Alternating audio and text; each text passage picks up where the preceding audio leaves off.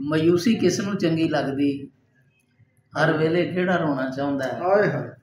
ਮੌਤ ਦਾ ਰਸਤਾ ਕੋਈ ਨਹੀਂ ਵਹਿੰਦਾ, ਪਰ ਜੇਕਰ ਰੁੱਤ ਬਹਾਰ ਦੀ ਹੋਵੇ ਬਹਾਰ ਨਾ ਆਵੇ, ਉਡੀਕ ਪੁਰਾਣੇ ਯਾਰ ਦੀ ਹੋਵੇ ਯਾਰ ਨਾ ਆਵੇ। ਵਗਦੇ ਹੋਵਣ ਖੂਹ ਹਜ਼ਾਰਾਂ ਪਿਆਸ ਨਾ ਬੁਝੇ, ਤੇ ਚਾਨਣ ਚਾਰ ਚੁਫੇਰੇ ਪਰ ਕੋਈ ਰਾਹ ਨਾ ਸੁਝੇ।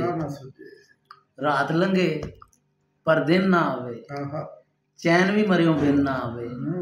ਤੇ ਸੱਚੇ ਲੋਕੀ ਝੂਠਿਆਂ ਵਾਂਗੂ ਮਰਦੇ ਜਾਵਣ, ਪੱਕੇ ਘੜੇ ਜੇ ਡੁੱਬ ਜਾਣ ਕੱਚੇ ਤਰਦੇ ਜਾਵਣ। ਤੇ ਸਾਹਮਣੇ ਹੋਵੇ ਰਿਸਕ ਵਧੇਰਾ, ਭੁੱਖ ਨਾ ਲੱਗੇ। ਤੇ ਸੰਗੀ ਸਾਥੀ ਮਰਦੇ ਹੋਣ ਦੁੱਖ ਨਾ ਲੱਗੇ। ਤੇ ਪੱਕੀ ਫਸਲ ਤੇ ਕੱਚੇ ਘਰ ਤੇ ਬਿਜਲੀ ਕੜਕੇ, ਨਵਾਂ ਸਿਆਪਾ ਪੈ ਜਾਏ ਤੜਕੇ। ਤੇ ਜੇ ਰੁੱਖਾਂ ਦੇ ਬੂਰ ਨਾ ਆਵੇ, ਸਮਝ 'ਚ ਕੋਈ ਕਸੂਰ ਨਾ ਆਵੇ। ਤੇ ਬੁਝੋ ਖਾਂ ਫਿਰ ਇਸ ਹਾਲਤ ਨੂੰ ਕੀ ਆਖਾਂ, ਕਿਸ ਨੂੰ ਚੰਗੀ ਲੱਗਦੀ। ਤਾਂ ਬਈ ਸਲਾਮਤ ਰਹੋ ਯਾਰ।